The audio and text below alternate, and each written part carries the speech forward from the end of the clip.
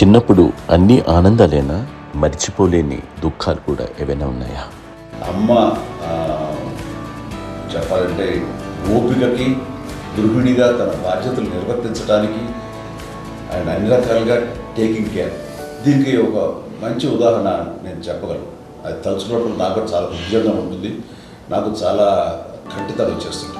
అమ్మకి మేము 5 బిడ్డలు అండ్ పురిట్లోనూ 1 year పెరుగో 2.5 years పెరుగో 3 బిడ్డలు చనిపోయారు. నాకు గుర్తెరిగి పొన్నూరులో నేను 6th class చదువుతున్నాను. అప్పుడు రమణ అనే ఒక అమ్మాయికి 3 years. రమణ అంటే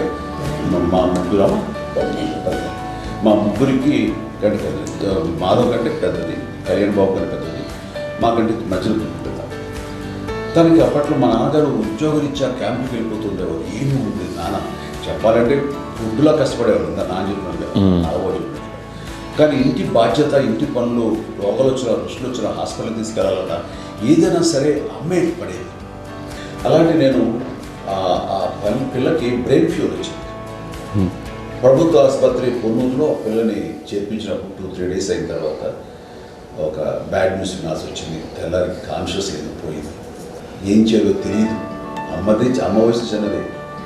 ఇద్దరు తీసుకుని ఆ బిడ్డని నేను ఒళ్ళో పెట్టుకుని శవాన్ని, డెడ్ బాడీని రిక్షాలో ఇంటికి వెళ్ళాలి. ఇప్పటికీ నాకు గుర్తు ఆ విజువల్స్.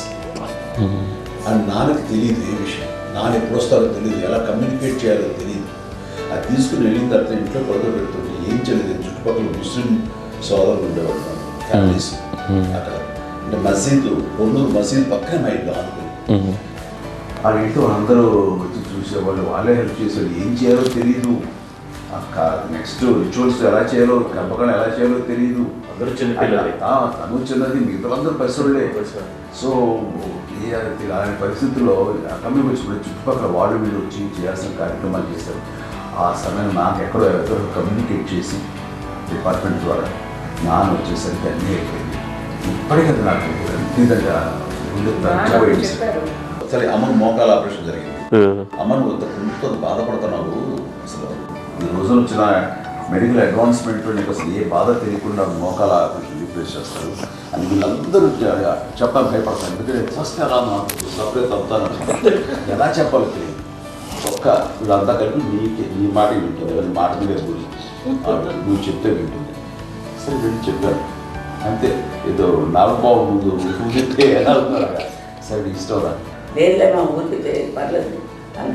మళ్ళీ ఇంటికి వచ్చాక మళ్ళీ ఒక తెప్పించి, మిషన్ తెప్పించి మళ్ళీ టెస్ట్ చేయించి అందరూ బాగుంది, ఏమీ లేదు అన్న తర్వాత అప్పుడు పుస్తకంతో పట్టడం ఏదో ఉంది, మామూలు టెస్ట్ చేయించాలని చెప్పి శ్రద్ధ ఎక్కువ.